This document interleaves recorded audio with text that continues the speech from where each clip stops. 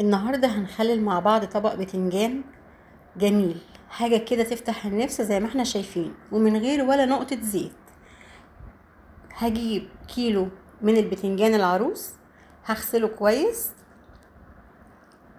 وبعد كده هشيل القمع الاخضر اللي فوق دوت اهوت من غير ما اقطعه بسكينة ولا حاجة. وادي واحدة عشان اوريها لكم. هشيل العين الاخضر دوت بايديا بعد ما اغسله، وهحط كمية المية المناسبة ليه، واسيبه يغلي على النار. انا هنا ولعت عليه، وهنا كده غلي والبتنجانية استوت معايا. انا بسويه 85% من سواه. هنا بقول لكم ان هو استوى.